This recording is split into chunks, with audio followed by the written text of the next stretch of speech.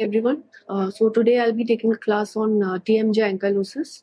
So TMJ ankylosis is a pathologic condition where there is fusion of the mandibular condyle with the glenoid fossa, and there are various etiological factors responsible for it, and they are mainly because of trauma, infection, okay, any kind of arthritis, okay. So how does it interfere with the function? It interferes with speech, okay, with jaw movements, chewing the food. Patient is not able to chew his food properly. Patient is not able to maintain good oral hygiene, and also with the growth and the development. There is facial deformity in a patient with TMJ ankylosis. So it can also be potentially life-threatening, especially when we require an emergency. We have to maintain an emergency airway. An ankylosis patient does not have any mouth opening, so it can be life-threatening. Most common age group is around 10 to 15 years, and male to female ratio is around 1:9. So what is the etiology? Trauma, infection, inflammation, and systemic infections. Trauma can be any condylar fractures or forceps delivery during birth. Okay, and infections like any kind of ear infection, rheumatoid arthritis, smallpox. So there are various studies, like the studies by Rose, Sada et al. And Sohanes, and they found out that maximum percentage of TMJ ankylosis is caused because of trauma. So how does TMJ ankylosis happen? So when there is intracapsular fracture of the bone of the condyle, what happens is there are a lot of bone fragments there which have high osteogenic potential. So there is hemarthrosis, and then the clot gets organized into first fibrous tissue and then into bone, and then it leads to fibrous union. So there are various classifications of TMJ ankylosis, like the Kazanjan's classification, the Rose classification, the Topazian classification. So Kazanjan's classification, he divided it into two: true and false. True is actual fibrous or bony ankylosis, and false is because of other reasons. So you have to rule out other reasons which are the pseudo ankylosis, like trismus due to any other reason. Then Rose classification, according to him, he has divided into according to the location of the problem, type of tissue involved, and extent of fusion. So it can be intra-articular, extra-articular, incomplete, complete, and fibrous or bony. Then the Topazian classification, he divided into three stages. The stage 1 is the limited to the condylar process. Stage 2 involves the sigmoid notch, and stage 3 involves both the coronoid and the cranial structures.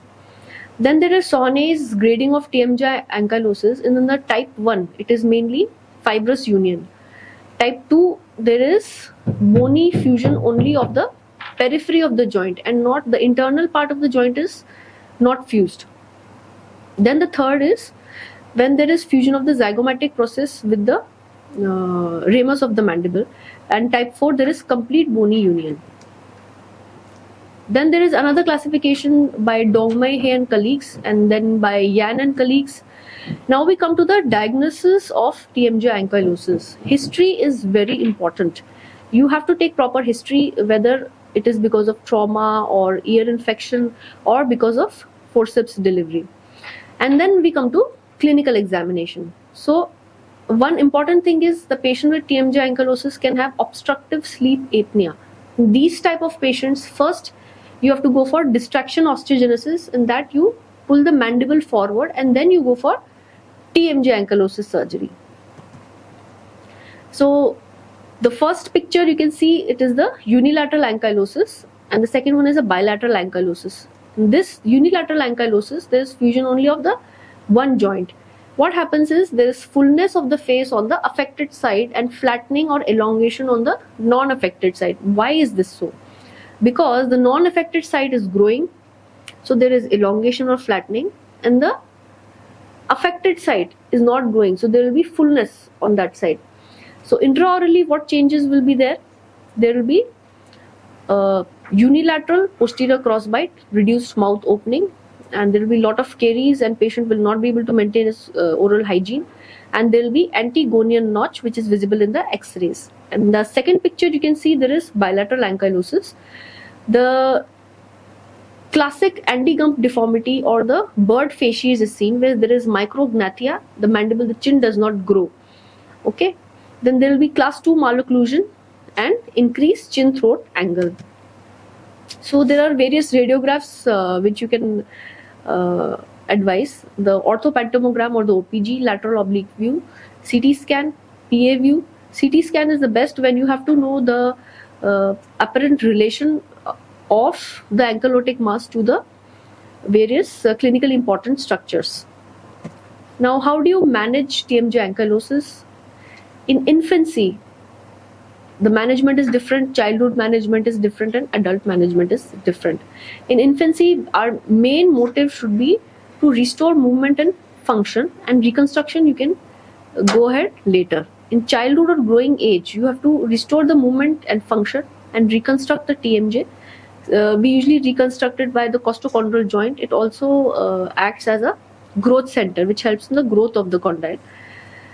And in adults, restore movement and function, reconstruct, and then treatment of OSA. OSA, if the patient has, you can go for distraction osteogenesis first, and then you go for TMJ surgery.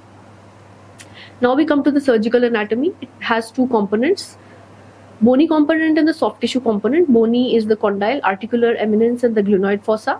And soft tissue components are the articular disc, joint capsules, the ligaments, and the muscles.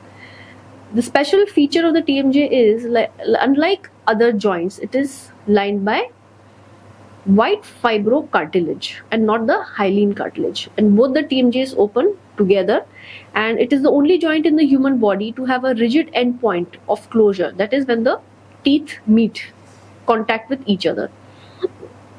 And in contrast to other diarthrodal joints, TMJ is the last one to develop at the 7th week of intrauterine life. There are various important structures related to the TMJ, like the nerves and the blood vessels, the facial nerve, the auriculotemporal nerve, and the inferior alveolar nerve.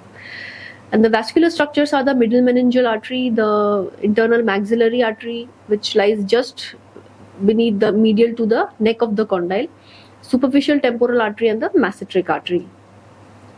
The facial nerve, it's important to know the location of the anatomic landmarks of the facial nerve.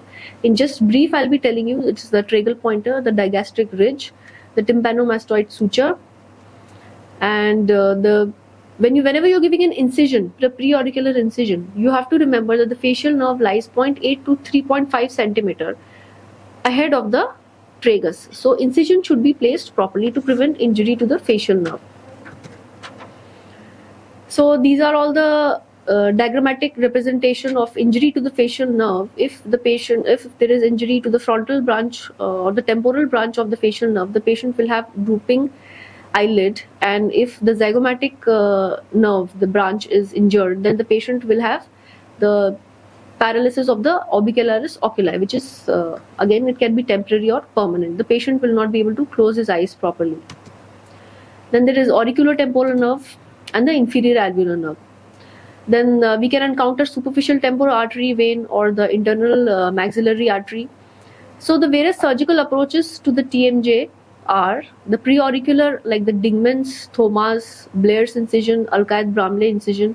Then there are post-auricular incisions, the endoral incisions, then post-ramal or Hind's approach, some mandibular or residence incisions, and hemicoronal or bicoronal flaps.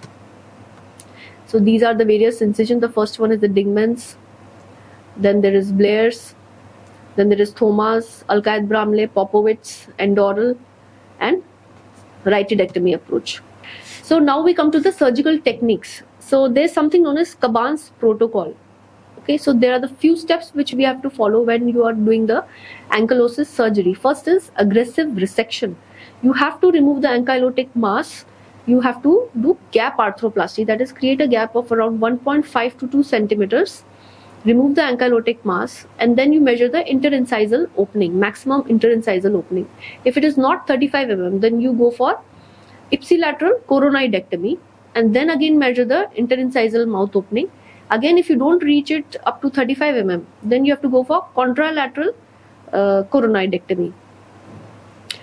Condylectomy is usually done for fibrous ankylosis, and if it is a bony ankylosis, you have to go for gap arthroplasty. So anesthesia considerations are the giving anesthesia is endotracheal anesthesia is difficult, so you might have to go for tracheostomy or fiber optic intubation because the patient's mouth opening is nil. Then,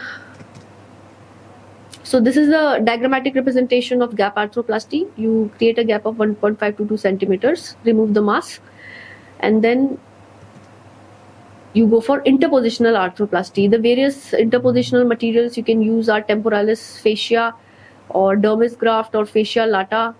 And the alloplastic materials, you can use metallic titanium implants, non-metallic silastic or acrylic implants. So, and then after doing all this, you go for condylar reconstruction with either transport distraction osteogenesis or costochondral graft and rigid fixation. And early mobilization is important. So whenever the patient is comfortable, you have to do jaw physiotherapy. So these are the post-operative physiotherapy that the patient can do using ice cream sticks or Hester's jaw opener.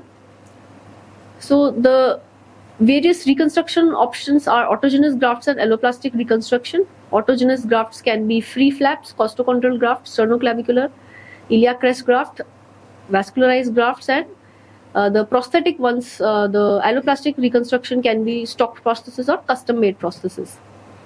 So